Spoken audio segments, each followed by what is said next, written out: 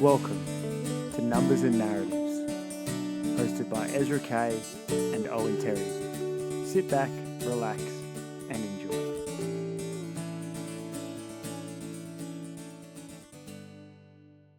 Welcome back to Numbers and Narratives. I'm here with Owen Terry today. How are you, Owen? Well, Liverpool won the weekend, so I'm very well. How are you, Ezra? Yeah, not quite as good. I mean, Spurs were pretty Spursy, really. They played well and then lose the game anyway. So I don't know what's more irritating. If would I prefer if they won and played badly? Well, yes, I would, but I don't know. It's typical Spurs. Well, I mean, playing well and losing is better to happen at the start of the season than the end. Yeah, it's probably a better indicator then. I think so. But yeah, to already be like, how many points off the top? Liverpool's got 9, you've got 4. Yeah, it's quite. Well, City's top. City's, yeah, it's quite disappointing, really. But you know, we move. Speaking of Liverpool, they beat Man United 3-0 at Old Trafford. What did you think of this game? Were Liverpool just too good for them? I think that they were pretty good. And that they did deserve to win. It was funny, Eric Ten Hag after the game kind of mentioned how the expected goals were very even. But I think a bit of context is important that Liverpool had a goal ruled offside because Salah needlessly touched the ball. Yeah. And then there was also Jobbersley was open right in front of goal at one point and decided not to shoot. And do you see the Diaz header, by the way? The goal? Which he scored? Yeah. What chance do you reckon that would be given of being a goal? Like XG? Yeah. I would have thought it'd be quite high, I would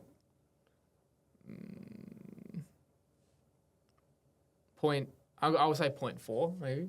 0.5. Yeah, it was a bit less than that. Yeah. So maybe I was just being... I thought that was if you don't put that away, then trouble. But yeah, I guess headers are never as good as you think of a chance. I mean, I think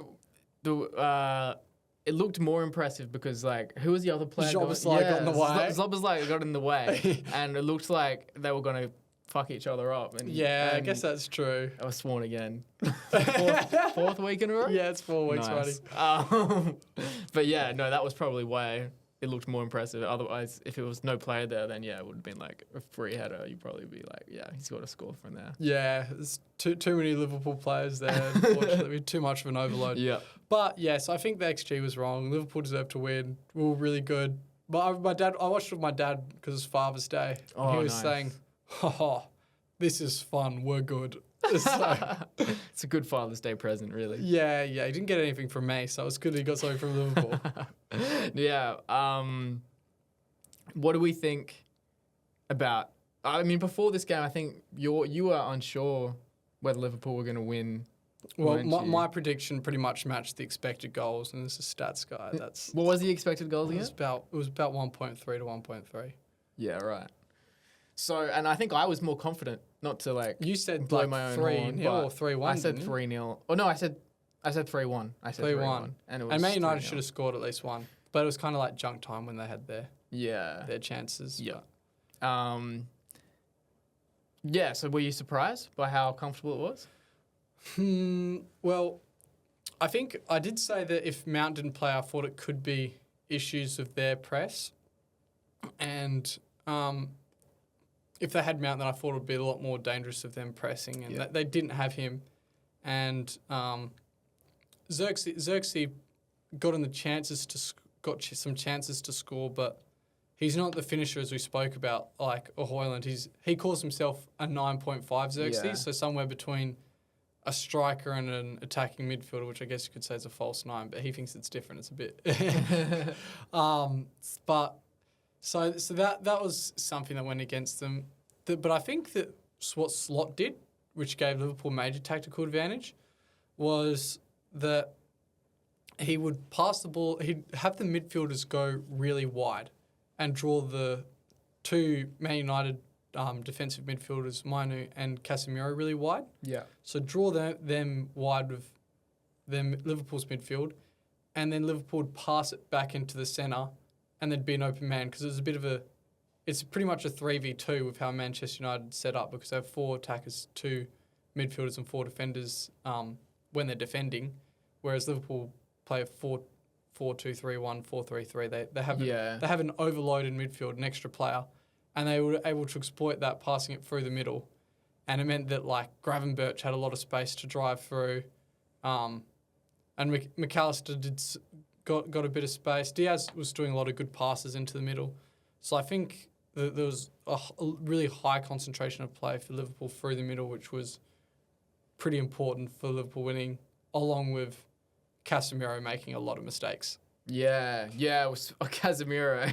He's been getting it online and like in the media as well, just calling him out like he's not up to the level anymore. Do you think it's a bit harsh to just blame it on him? I mean, he did cost them 2 goals, really.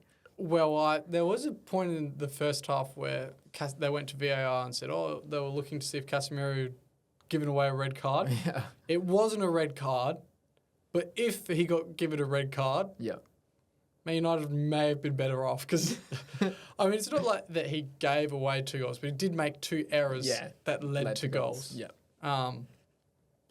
But that was always the problem, I guess, with signing Casemiro. The first season, it's great. Everyone's singing how good he is.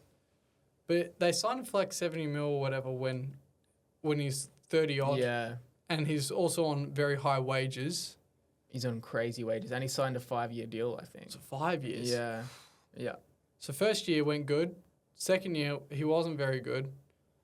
And this weekend he was replaced by Collier, who I really like. I thought he was really good in pre-season. But he's an academy graduate. And against Liverpool, you don't really throw academy graduates to the Wolves for a whole half normally. Yeah. And he performed a lot better than Casemiro. Yeah. It was a big step up, so... And they've just signed Ugarte, is that right? Yes. So they do need that depth Yeah. in that defensive midfield position. Eriksen can play there, but he's not going to break up the play. It's not his game, no. And he's past his best as well. He's past his best, and there's too much space for him to defend. And I think that's another one where you go, I think Man United got him for cheap. I can't remember if it was for free or not. But from Brentford, I think it was like 20 million or something. Right, yeah. But now he doesn't really fit in, and he's on high wages, and he's just taking up a list spot. Yeah. And I mean, he's got abilities, but it doesn't really suit Manchester United. So they've got younger players in his position, which are probably better. Well, Fernandes is definitely better. Mount's probably better. So it doesn't really make sense for him to be sitting around there. Yeah. Do you know what's something else that was quite funny, though? What's that? You know how we always talk about how Ten Hag signs too many players from Ajax? Yeah. For me, best player, like Luis Diaz, extremely good. Gravenberch? Salah, very good. Best player for me, Ryan Gravenberch. Yeah. I was going to mention him, actually. And because there was a bit of concerns because he's new to the defensive midfielder role. And it's like, how's he going to do at breaking up the play? And this game, it was like the first real test. Like, sure, Brentford and Ipswich, he played pretty well, but how does he go against Manchester United? Yeah. And he was awesome. His strength is on the turn, receiving the ball on the turn, driving. Like, he's good with the ball at his feet, dribbling. And Manchester United, they do have gaps in midfield that you can exploit, which he did run into, which led to the first goal. Yeah. But yeah, so the only player that played for Ten Hag that wasn't on Manchester United was the best one on the day, I thought. Yeah, it's pretty ironic, really. He didn't really get much of a run last season, did he, Gravenberch? Yeah, he was a bit in and out. There was a lot of games, so he did get game time. He also got injured. Yeah. But I don't think he was necessarily ever... a first choice. First choice, yeah. I remember asking you about him because he was good on FIFA, and I was like, it's a good signing, but you're like, he hasn't looked great. Yeah, but I wasn't extremely impressed by what he had to offer. The way he passes the ball it's a bit simple, I guess. It's probably not as easy on the eye. Like, it's just a straight pass, whereas Trent will do outside the foot, full court switches, and little crosses here and there, whereas his is very like straight. It looks a bit simple, which probably He's isn't the as Harry easy Winks and nice. passing range. Yes, yeah, but which is kind of what he did for the first guy. I thought he could have clipped it to the back post earlier, but instead he passes it to Salah, who then clips it to the back post. Yeah. But he does all that good work beforehand, intercepting the ball and then dribbling into the open space, which is his forte. And if he's defending well as well, then he's going to fit in. Because a lot of Liverpool fans were kind of saying they need to sign a holding midfielder. Oh, I thought they did. You thought you did, and do you still think that's a necessity with Gravenberch playing pretty well in that position? Well, I don't think that Slot trusts Endo, because Slot's been very willing to use the bench and rotate players, but there has been very limited rotations in midfield, and you'd expect if he trusted Endo, he'd probably give Gravenberch or McAllister a break, but he hasn't. So you might need depth in that position. So yeah, especially depth of their trust, because I like Endo, but for Slot, he might not be the guy. Yeah. And if something happens to McAllister or Gravenberch, then it'll probably be Szoboszlai or Curtis Jones playing in that defensive midfield position. Yeah. And they're both... Curtis Jones has developed a lot defensively, and Szoboszlai is good at pressing from the front line, but he's not as strong from a position. So they're not really players you want coming up against a Man City or be very comfortable with. Yeah, what do you think's like the archetype which Slot wants in that position? Like, he doesn't want like an Endo who breaks up play. He wants more like of a ball playing player. Like a Jorginho kind of player. Kind of like that, because I mean we were interested in Martin Zubimendi, who's okay at breaking up the play, but he's not like exceptional. Yeah. He's more really press resistant, and Jorginho is probably the perfect example of the prototype of what a shot would be looking for. But I mean, I guess at the end of the day, you'd probably want Rice or Rodri who can shoot, dribble, pass, do everything, to break up play. Yeah. And they're also good in the air, so that's the ideal. But pretty hard to get your hands on a player like that. Yeah, a more realistic version is a Jorginho is what I think a Slot would be looking for. Yeah. Do you think Liverpool are better than you expected at this stage in Slot's tenure? At this stage, I would say so that the passing combinations, some of the passing combinations are really pretty on the eye watching, which I didn't expect to see this early. But we also haven't. I'd also say we haven't seen a complete transition from the Klopp side.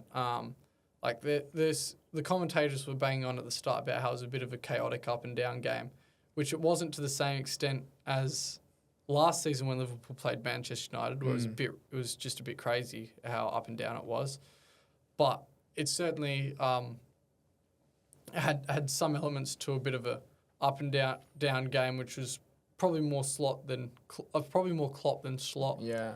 So it's probably not completely switched, but at the moment, as a Liverpool fan, you're keeping your fingers crossed that you're getting the best of both worlds, that you still got that Klopp style where we can go chaotic where we need, but we can also do little short passing combinations where we need as well. So I said as well a lot this podcast. But yeah, no, it makes sense that you wouldn't just completely throw away an element which made you so successful over that period under Klopp.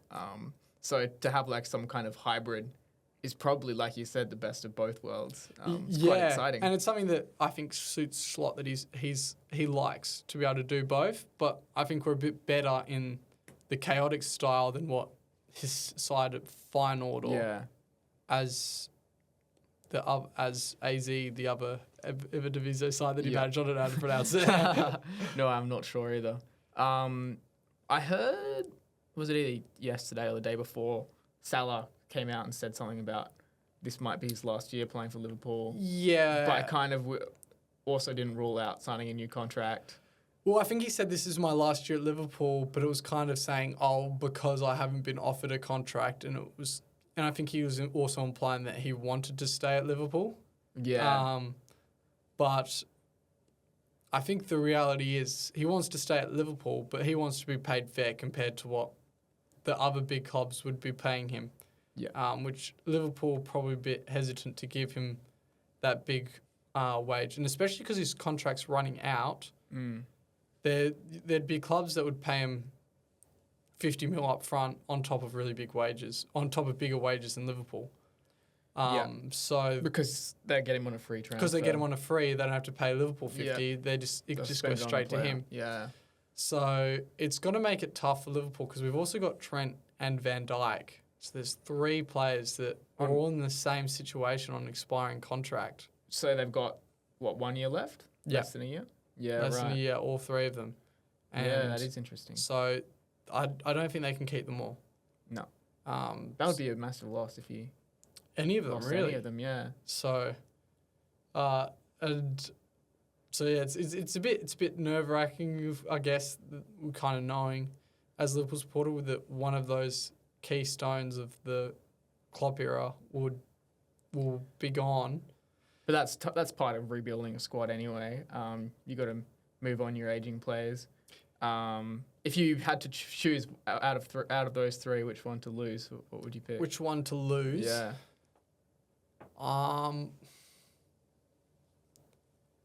You'd. It's hard to. It's not going to be Trent. No, because he's the youngest. He's the youngest, Yeah. and he's also like the Scouser. So Yeah. the Scouser on the side. He's one of our own. You don't want to lose. You don't want to lose No. that. So I guess it's between Van Dijk and Salah, and they're both going to be pretty durable, I expect, even though they're both in their 30s. Yeah. And then I guess it just comes down to what's harder to have. Is it going to be like a winger like Salah, or is it going to be a centre back like Van Dijk? I'd just say because of Salah's proven durability, I'd probably pick him over Van Dijk. But it's Touch flip a and go. coin. Flip a coin. Yeah. It'll be interesting to see what happens there if he signs a new contract or not. I'm sure there'll be plenty of teams interested in bringing him in, as you said. Before we move on from the game, let's talk a bit more about Ten Hag. How much pressure do you think he's under now? They've lost to Brighton last week, albeit it was a 90th minute winner, and they've got pretty convincingly beaten here by Liverpool. Do you think he needs to start turning the ship around before fans turn on him?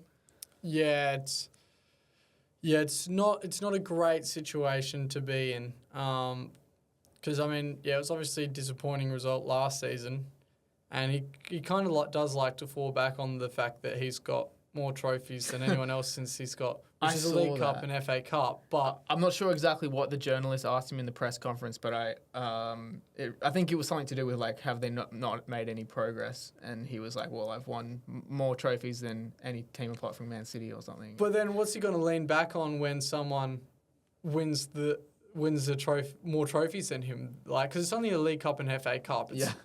And it's only been over 2 years. Like, it's thumbs up, well done. But you want to have the performances night in, night out with those trophies, which there haven't been. There hasn't been. No. Like the best way to judge a team's progression is the league table after 38 games, and they've significantly regressed from Ten Hag's first season. They finished 8th. Was it 8th? No. The first season they finished top third. 4. Yeah. And then second season, last it was season. their lowest ever points tally. So whatever they finished in the league, and I think they had a negative goal difference in the end as well. Yeah. So it was. I think it wasn't as bad as it may have seemed on paper if you just look at the league position, Yeah. but it wasn't flash. And you can't tell me you'd rather be an Man United supporter over an Arsenal supporter over the past 2 seasons, even if Arsenal haven't won anything. No, definitely not. Definitely not. So, but yeah. I think the other thing that Ten Hag mentioned was about the expected goals, which are much closer, which I guess is a somewhat valid point in that when Liverpool played Ten Hag's United last season, I think it was the expected goals was 2 to 0.6 in Liverpool's favour. The result was 0-0. So good result for Man United, but not a good performance. And the other one I think was nearly 4 goals expected and to 1 expected goal. Yeah. And that ended up being 2-2. So there's signs of progression there, I suppose. There's signs of progression there, even if on the results it was a 3-0 loss this time. So I think I would advise, if you're a Man United supporter, stay calm, wait till week 10. And then after that, there's probably going to be the next 5 weeks would be extremely stressful if you're Ten Hag. Yeah. But still, if I was Ten Hag, you'd be hearing rumblings, and I'd imagine inside Manchester United, there's probably a few rumblings because, I mean, they weren't convinced about him coming into the season either. No, that's right. And I remember saying to Cam when he was on the show, Cameron Morgan, the Man United fan who we had on a few weeks ago, I asked him, like, if they start slowly, how quickly do you think they'll turn on him? And I do think it's going to be quite fast. Yeah. Like, he doesn't have that much money in the bank. It's very easy in between, like, one season finishing and another season starting to kind of get that hope and optimism back. Just because even if there's especially with the FA Cup being the most recent. FA Cup win, you know, you have a few good signings. They had a pretty good transfer window. And they're not losing games. Like it would be worse. Yeah, they're not losing games because there's no games to play. So obviously the optimism goes up. Yeah. But it can kind of back lose to it very reality. quickly. Yeah. All right, shall we move on to the Newcastle Tottenham game? Let's do that. Yes. I thought you were going to say no. You're like, no. No, actually, I was trying to think. Could I say anything positive about Man United? And I was like, Delit was pretty decent. Delit was decent. Oh, do you know what we spoke about in the preview? That's what I want to talk about. Yeah. I forgot, and I want to point out because I like pointing out when I'm right. And I said that Delo might be caught out of position a couple times when on turnover, and it might mean Salah gets a few chances. And I was listening to the Premier League weekend wrap, and they were saying how Delo was caught out of position a couple times, and Salah got a goal and 2 assists. So that goal by Salah was really good finish. Yeah, hit it first time. Like you would have. I kind of thought when the ball was going to him, like he's going to have to take a touch and then this chance is not going to be as good. But he just hits it first time perfectly. He's so good at manipulating his body to be able to hit it first time in like any situation. Yeah. I also think the Luis Diaz finish was crazy good. Yeah. To like get that to curl around. Yeah. He's, I don't know, I don't watch him as much as you, but like, he seems like a pretty underrated player. Like he's because I think he's really good in the eye test, but he wasn't getting the goals and assists last season. And I think it's like, oh, he's a baller. Oh, he's a dog when he's like pressing. Yeah. But then he wasn't getting the goals and assists. But this season, he started off with 4 goals to start the campaign. Yeah. And I think he's getting a bit more assistance because last season we often had Gomez at left back who didn't push up and overlap or underlap. Whereas this season, Robertson's been underlapping a bit more, so he's not as isolated on that side. And being able to draw a man away, just giving him a bit more freedom and by having that underlapping run, and that's meant, I think it's helped him get a couple more goals. Yeah. All right. Newcastle Spurs. Yes. This is a place we conceded 10 goals before this match in the last 2 previous games at St. James's Park. Not great. It's not great. But honestly, like, I'm not feeling too bad. I know we lost the game, but I'm not livid like I usually am when we lose. Just because I was expecting the game to go very differently. I thought, you know, we would struggle to play the ball out of the back, and I thought Newcastle would press us really high, and the crowd would get up, like, because the atmosphere at St. James's Park is like really intimidating. We've struggled there in the past. That game where we lost 5-0, like we just got absolutely rattled. But Newcastle didn't press that much. They did at times, but honestly, their game plan was pretty much comfortable letting Spurs have the ball. Let Spurs have the ball and hit us on the break. And they are comfortable doing that. We did see them. I mean, I know it was against Southampton, but Southampton are very comfortable in possession. And then when Newcastle had a red card for most of the game, and they were still able to hold on to a 1-0 victory. Yeah. So it is something that they're capable of. And Alexander Isak, I think it's only Haaland and Duran from Aston Villa that has less touches per goals. Really? Yeah, so he's comfortable. He's clinical. Not having the ball much and still being able to put the ball away when the chance arises. Yeah. And they also had Barnes and Gordon out wide who were quick. That caused Spurs a lot of problems. It was pretty much a similar game plan to when we played Leicester? Newcastle. Well, Leicester, and also when we played Newcastle last time, where it was like Newcastle happy for us to have the ball, and then we kind of get our fullbacks inverted, and as soon as we turn over the ball, they spring the counter attack, hit the ball out wide, Gordon and Barnes or Isak in behind, and we're in trouble. Well, Spurs have been one of the worst transition defences under Postecoglou throughout his whole time. Yeah. So it is something that has been there, but something that I found interesting because I've seen it's only been 2 games, so I guess it's harsh to call it a pattern. But in the Leicester game, everyone was saying how Spurs played a lot better than Leicester. Yeah. Spurs draw 1-1.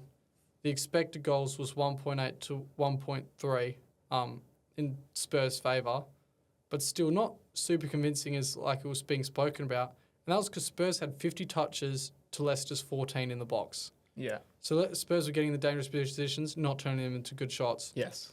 Against Everton, it was Spurs won 4-0. Expected goals, Spurs 2.4, Everton 1. So they were deserved winners, and they won comprehensively. The touches in the box was only 33 to 24. So Spurs actually didn't have as much big of an advantage there. Mm-hmm. Against Leicester... Newcastle? Against Newcastle. Yeah. 62 to 11 touches inside the box, and Spurs lose 2-1, and it was Newcastle 1 on expected goals.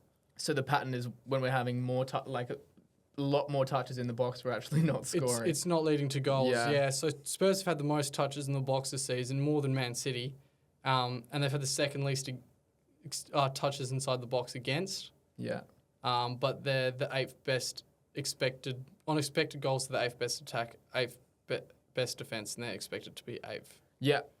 Those numbers really make sense to me, like in terms of what I'm seeing when I watch them play. They dominate possession, and it's not dominating possession just around the back or in the middle of the pitch, sideways, backwards. It's not like that.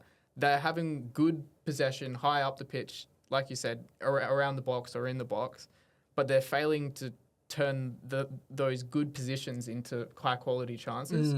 And also, especially in the Newcastle game, in the Leicester game, the opposition have sat really deep, which means we've found it hard to get in behind, and we've been taking quite a lot of long shots. I think in this game against Newcastle, we had about 10 shots from outside the box. Yeah, I saw it was over half of the shots were from outside the box. Which is too many. I think Pedro Porro had 4 or 5 of those. I think Sarr he's got had 2, Porro had 2, Maddison had 1 or 2.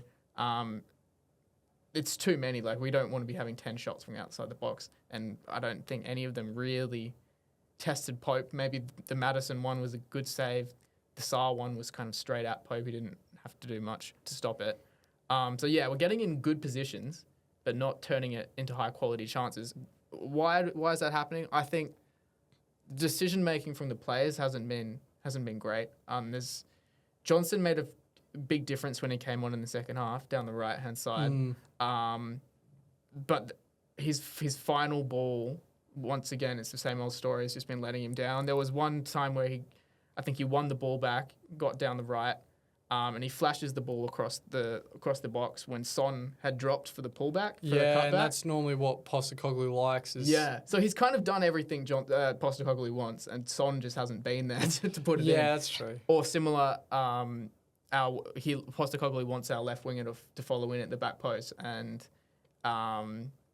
who was playing left wing at that point? Odebear? He didn't follow up. Didn't follow into the back post. So it's kind of like the decision-making hasn't quite clicked. But I'm not that concerned because we're getting into really promising positions where we normally would score from, I think. But yeah, I think Solanke or Richarlison's obviously a big miss. To have like a more natural number 9 that has a presence up front who can kind of put those chances away would have been made a big difference, I think. Yeah. No, I definitely agree with that. That Spurs probably were lacking. Solanke did play the Leicester game, but it was his first game, and he didn't really get. He had a couple of chances actually, but yeah. Yeah, but he didn't really get much chance to settle in before playing.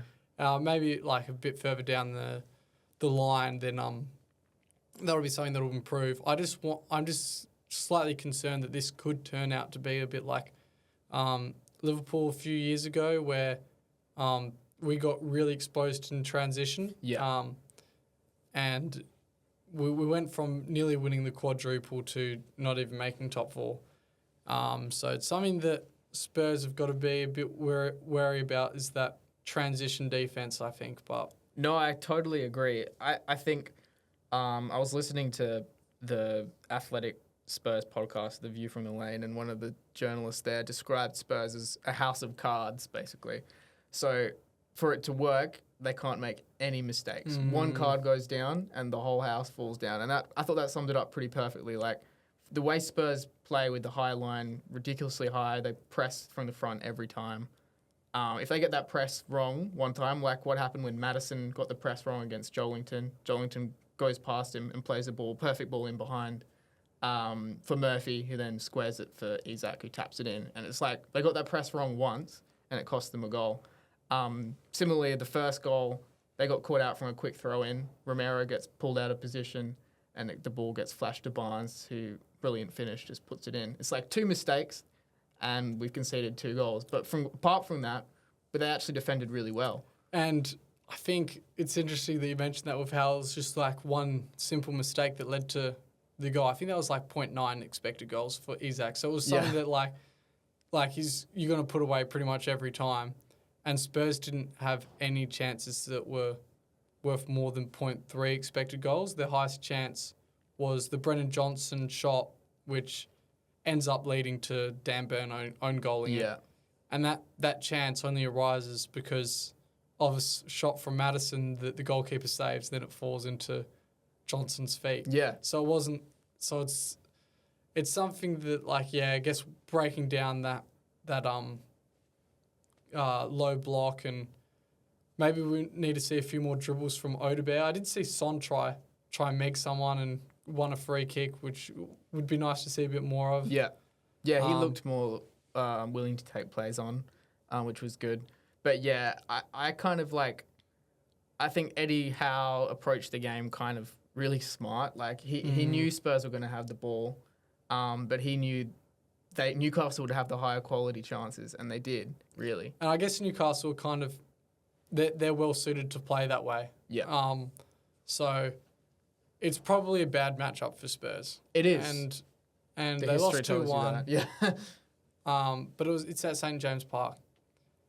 But the ramifications of this game, I'll see what you think, but we've spoken about the Opta season predictions before, and essentially they simulate the season 10,000 times based off a bunch of stats, and they see what's the percentage. They see the percentage amount of times that each team finishes in whatever position. And based off their simulations, they have Newcastle as a 33% chance of top 4 and Spurs 13. Really? Do you think 13's low, high, or... Compared to Newcastle at 33%, I think that's really harsh. Newcastle haven't looked great this season. They beat Southampton unconvincingly, although they did have a man sent off, right? They did have a man sent off. Who was the other game they played? I can't remember what the other one is. Let me check. To be honest. But I mean, the Spurs game, they had the better chances, but they weren't super convincing. Newcastle... And Manchester United was at 10%. I think that the reason why some of the other teams have quite low chances is because all of Liverpool, Man City, and Arsenal given a greater than 95% chance of finishing in top 4 based off. Yeah, they drew with Bournemouth, Newcastle. They drew with Bournemouth 1-1. Right. Yes. So yeah, no, I think. Spurs at 13% and Newcastle at 33% seems harsh when I think Spurs have actually started the season better than Newcastle. Playing well, yeah. But I don't know. Obviously, on the scoreboard, the points on the board are what counts at the end, and it is like losing points to a rival, which probably top 4 rival, which probably hurts. But not something that you're concerned about. I'm not super concerned. I think they will finish in the top 4, actually. I'm quietly confident. I think once Solanke starts well, he needs to get on the pitch. He needs to get on the pitch and get free of injury. But I think once he settles into the team, he'll start scoring the goals. I feel like in football, it's a lot harder to consistently create good positions. But eventually, if you keep doing that, the goals will come. And I think if the past 3 games, we've got into good positions every game, dominated possession. The goals just didn't come in the Leicester and the Newcastle game, but I think they will click.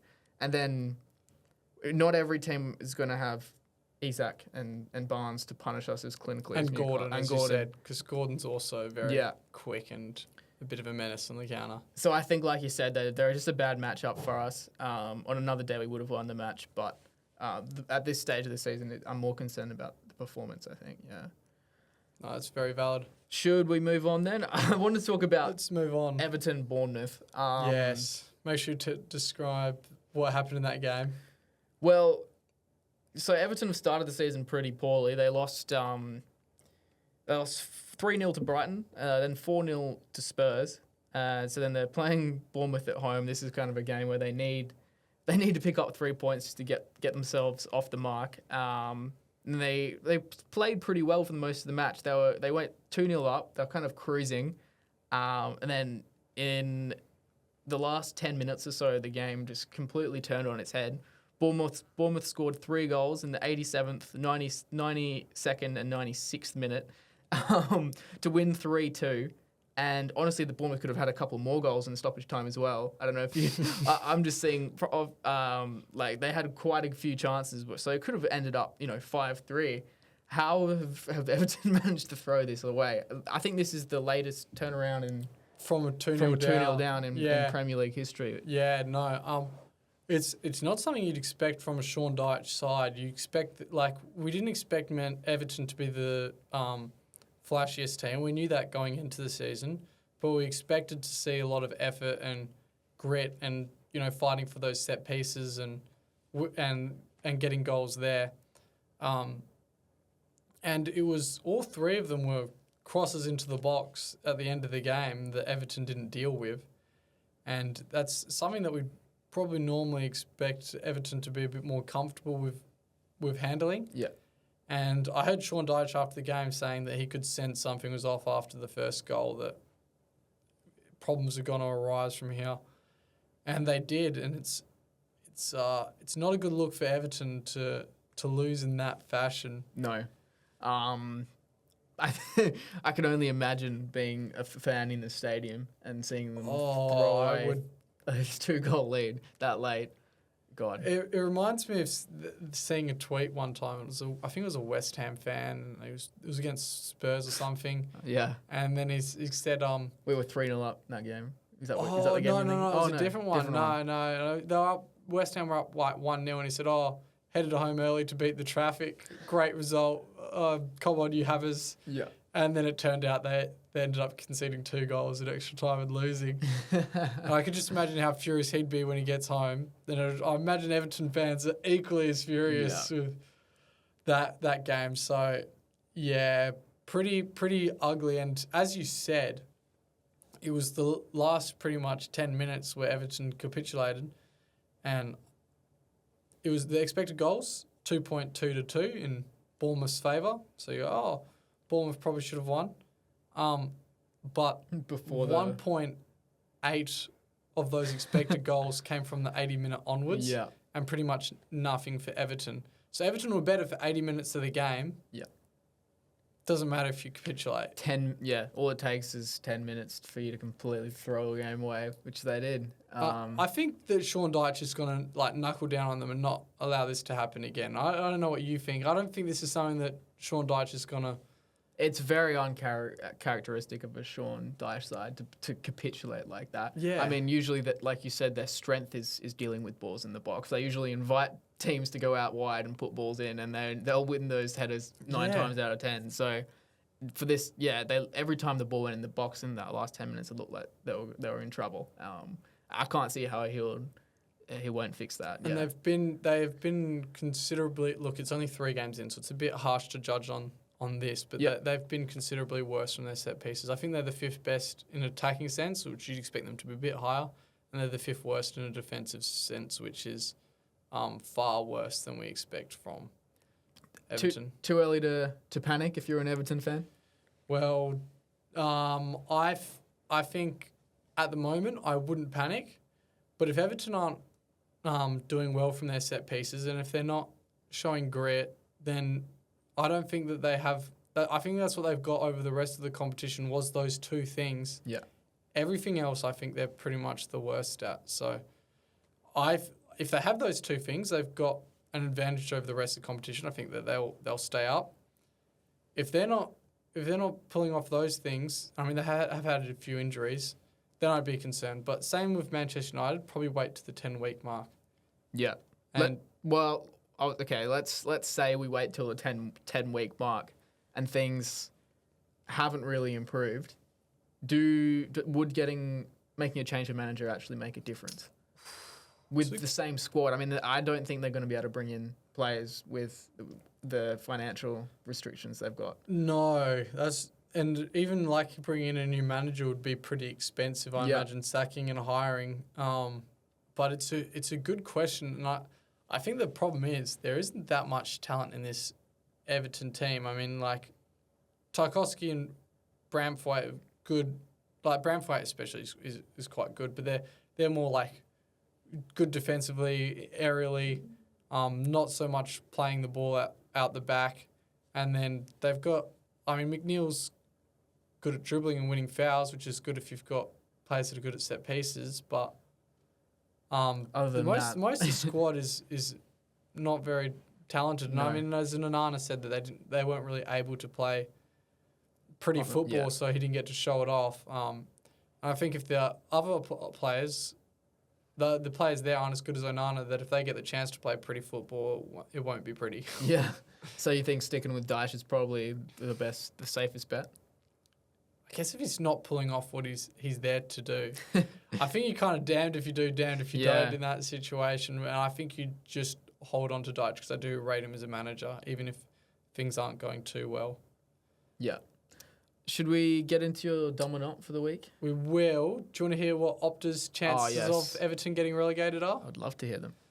They are 34%, which doesn't sound too bad, but all of the relegated teams are considered twice as likely to be relegated as Everton at the moment. So, if one of the relegated teams, promoted teams turns out to be pretty decent, then I think Everton are in big trouble, and that's what it will swing very quickly the chance of Everton getting relegated. Yeah.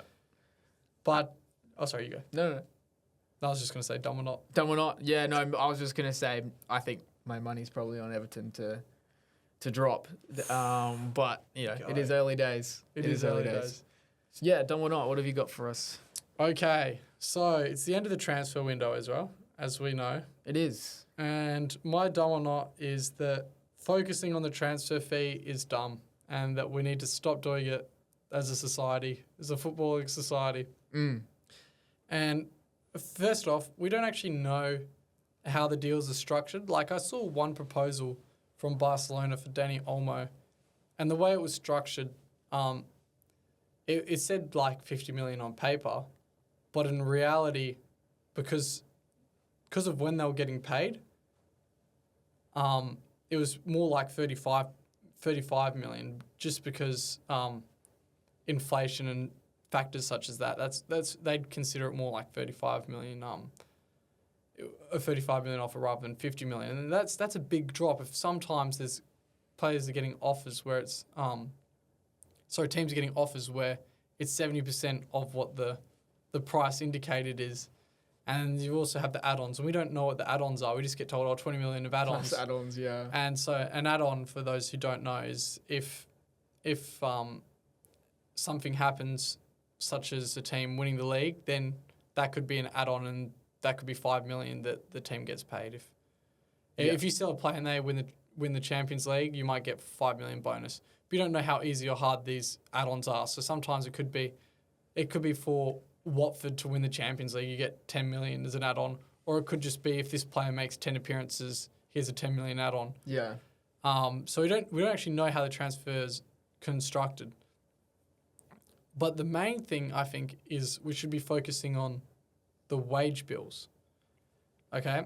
Yeah. And I say that because if we look at what the net spend of over the past 5 years was, I think Chelsea's first for net spend, as we'd expect, and then I think it's Manchester United, Arsenal, Spurs, and West Ham. Now, and I think Liverpool were 7th and Manchester City were 9th. Yeah, right. I don't think do you think that Spurs have been spending more money than Man City over or it's been financial over Man City? I wouldn't have thought that, no. So yeah, Spurs. But then if we look at the wage bill, and another one was Everton, who were actually 20th over the past 5 years for net spend. But we've just spoken just briefly on. You mentioned that they had financial difficulties. Yeah. If we look at the wage bills, I think Man City's first, Chelsea second, Manchester United third, and then I think it's Liverpool fourth, something like that. But and Spurs were outside the top 5. Everton were up from 20th to 11th. I think Villa are up there. Yes. And Newcastle. So if we look at what the wage bill is for each team, it makes a lot more sense. Then there's a lot stronger correlation to the Premier League table, and what we'd associate with teams spending money. Like I think we all think Man City has greater financial capabilities than being 9th in the league. Yeah. So I think that's something that we need to consider is rather than going, we paid 60 million for this player, what was the wages? Because if one player's being paid 300k, like we know Sterling's getting paid around 350k. Yeah. I was sure you might go, he was only bought for 60 million at the time. That was pretty good value. But then it was a 6-year contract at 350. And Cole Palmer, on the other hand, was maybe he was 60 million as well, but I think his wages were more like 80k. You're paying him more than 4 times less a year, even though, I think it's the wages we've got to consider. What do you think, dumb or not? Yeah, I think I agree with you. I don't think it is dumb. I think there's a lot of emphasis in like football fans on transfer fees, and you're right. We don't know how the bills are structured. Like most times they're not. Like no one ever pays money up front. It's always staggered over multiple years. Lots of teams like to do like a loan with an obligation to buy, just to set it back longer. And then there's sell-on clauses and things like that, which I forgot about those. Yeah, which make these transfers better deals for the clubs, which we're not aware of those details. The wage bill is really interesting to kind of think of that as more of a like you say, it's more of a reflection of how teams have been finishing in the standings. I'm quite surprised that Man City are 9th because, I mean, you just think of the players they've signed. But then I guess they offset. They're quite good at spend. Sorry, that's net spend. Net spend. So if you sell players, then that's what I was going to say. Like if you think of the players, they're quite good at selling players. Like they've just sold Alvarez for 75 million. I think they've had like 3 times. Or maybe it's either them or Chelsea. No, it's Man City. For players that haven't played a game, they've got far better deals than everyone else. Chelsea's second, and Liverpool third for that. And you think about you think there's been players like Bazanu who's barely played, and they got a pretty good deal for him, who's then gone on to struggle as a goalkeeper for Southampton. Sometimes there's been some gems at Man City, Jadon Sancho went on to be sold for 90 million, and he was I don't think he played a game for Man City, and ended up going to Dortmund. And there's plenty of players, but they've been doing really well. Players that don't even have to play for cities just because they've been with Pep. Yeah, that influence really shoots up their price. It's also, I kind of think the example I'm thinking of is Spurs signing Solanke. Like a lot of Spurs fans are saying we've overspent there. Like 65 million seems like a lot on a player who's 26 and he's only played 1 good season in the Premier League. But I kind of think why do we care what Spurs? It's not our money. It's It not. isn't It's our not. money It's not our either. money. It's not like I'm putting my wallet out there and splashing the cash on Solanke. Like Spurs are paying the money because they think he's going to improve the squad, and if they think he's going to improve the squad, then who are we to disagree with them, right? Yeah, I mean, I don't. I mean, Man City may have signed Haaland for 65 million, but I don't think Spurs could have signed Erling Haaland for 65 million. And even if they did, the wages he would have been on would have been ridiculous, and everyone else on the team would have been. Off. It would have been about 60 million in improving everyone else's wages to keep Haaland happy. So that's true. That Haaland transfer was quite cheap. I don't know how Man City pulled that off. He had a release clause. Yeah. But he kind of picked his club because everyone wanted him. Yes. And he wanted to play under Pep.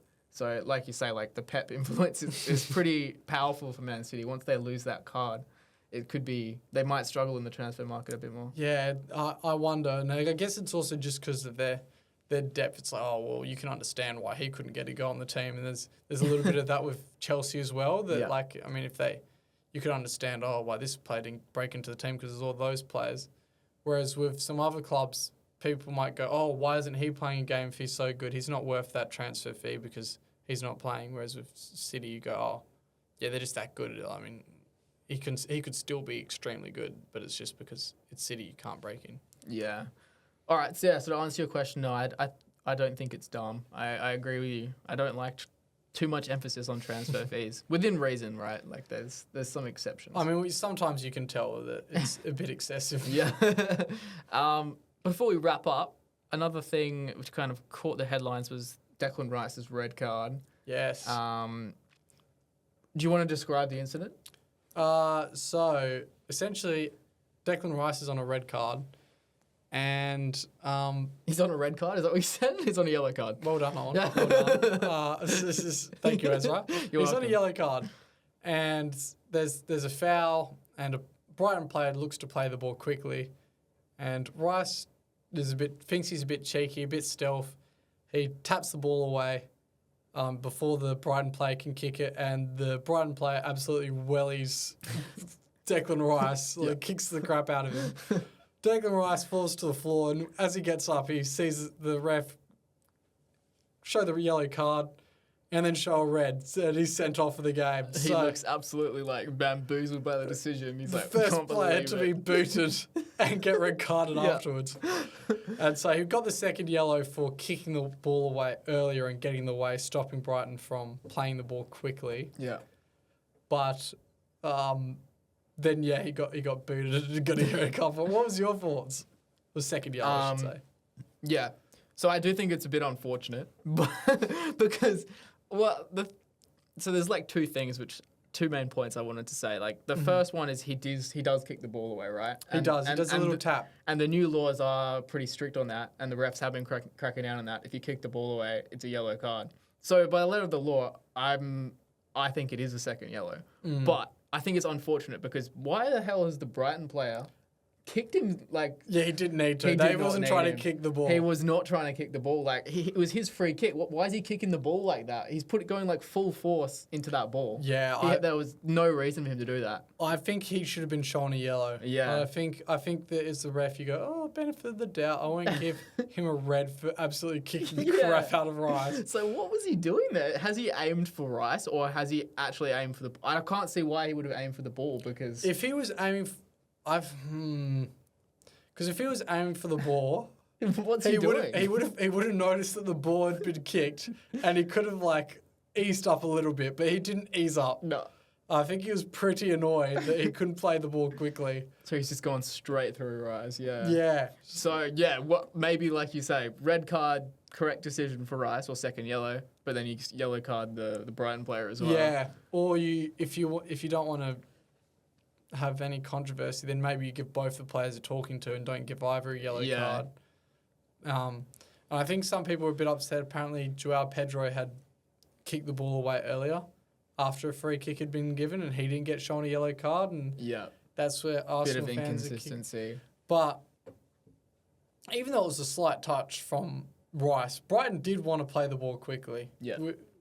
So he did actually influence the play illegally. So Yeah. I'm not too upset with him getting a yellow card, but yeah, I'm pretty sure. I think it was Veltman. I'm pretty sure Veltman. Veltman should have got the yellow as well, at least. Do you reckon Rice has realised he's kicked the ball away and been like, okay, I'm going to milk this and try and lie on the floor to try and put attention on Veltman rather than him kicking the ball away? Oh, it's a good point. I think he's just in the I'm a cheeky bugger kind of mindset, and he's like, I'll kick the ball away and no one will notice. And he's kicked me, ref, he should be red carded, not me. Yeah. But unfortunately, it didn't work out very well for him. It didn't work out well at all. But yeah, I don't have too many problems with the second yellow. But yeah, Veltman probably should have got booked as well. I wanted to quickly on the kicking the ball away rule. Quite a lot of times you see a player get fouled, and they'll pick the ball up and then they'll throw it over the head of the other player. That happens quite a lot. I normally see it where they throw it up really high, like ridiculously high to them. Yeah. Which is something like in footy, like in AFL football, they always do that, but they can't do it too high. Otherwise, they'll give a 50-metre penalty. So there's like it's almost a skill to get enough height to slow the game down. Yeah. But not too much height that you get punished. And I think that's going to be the same case here. That's something a set piece coach could be working on. How high you throwing the ball? Like, we'll practice this in training. Like. What height? And you got to be running backwards at the same time. You got to get back on defense. You got like a roller out in training and trying to throw the ball at the perfect height. Yeah. But yeah, do you think that should be a yellow card? Like throwing it up in the air or throwing it over his head? Like, because they don't seem to get called. Like, if it's the clear ones where they kick the ball away, that's a yellow. They get called for a yellow card. But those in between ones, I think it's circumstantial. Yeah. But if it's over their head, it's a bit annoying. I'd probably think it's a first yellow. I probably wouldn't give a second yellow for it.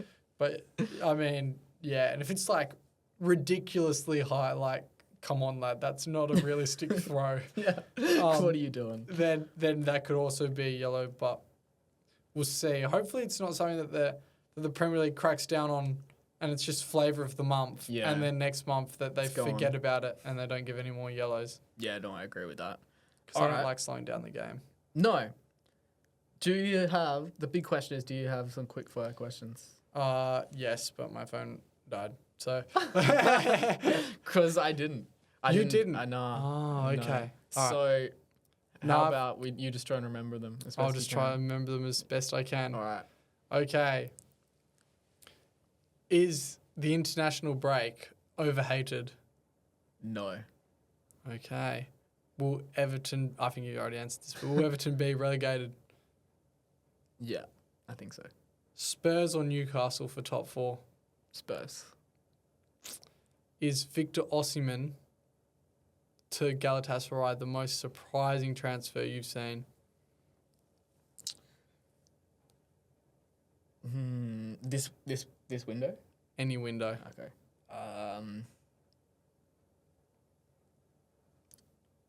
I'm going to say yeah. Yeah. Nice. And which of the promoted teams do you think is most likely to stay up? You've done well here, remembering them, by the way. Made up that one on the spot. Oh, good work. I'm going to go with Ipswich. Yeah, I like Ipswich as well. Leicester, I think, are a chance. Southampton, I think, are hopeless. Yeah. Yeah. They were apparently one of the worst ever promoted teams defensively. And, yeah, they just keep giving the ball away. Yeah. Yeah, they're not looking great. And Leicester just don't... I don't know, they just don't have a lot of talent in that team. Right? No. I mean, Dewsbury Hall was their best player and they lost him. Yeah. And then, Patson Daka, I think, was big for them last season. I'm not sure. I think he's still on the books. So if he comes back, maybe he'll help. But then Vardy's started all right for them. So maybe it's not that big of a difference getting him back anyway. But we'll see. It'll be interesting to see how they end up going, all those promoted teams. Well, they've got Harry Winks and Oliver Skipp, so they'll be fine. Actually, on Ipswich, with the wage bill, they have 4 times less wages than any other club. Everyone else is at least 4 times their wages because they're on. Really? Yeah, because most of them would have been on the 3rd division contract still. That's insane. Yeah. I'd love to see them stay up. It's cool when it's a town that stays up because they're traditionally smaller clubs like Huddersfield Town, Ipswich Town. There's not many. Luton Town. Yeah. They don't generally stay for long, unfortunately. Got to keep the Towns in the Premier League. That's it. And on that note, it's time to wrap up. All Thank you for today, Owen. Great episode. I think so. Done well. Not to, well, we'll see, I suppose. But yeah, not bad. Next week we're not going to have heaps to talk about because it's international break. We're going to have heaps to talk about. We're refusing to watch Nations League. Look, I'm not going to do it. What about Australia? What about Australia? Who The are they green playing? and gold. I think it's Indonesia and someone else. You know what? I can watch the Socceroos game. We might watch. Yeah, maybe we'll get around to Socceroos. Yeah. All right. Well, that's something to talk about, and the rest we'll figure out on the day, I'm sure. Yeah, we'll have some stuff prepared. But yeah, thanks for listening, guys. Catch you next week. Bye.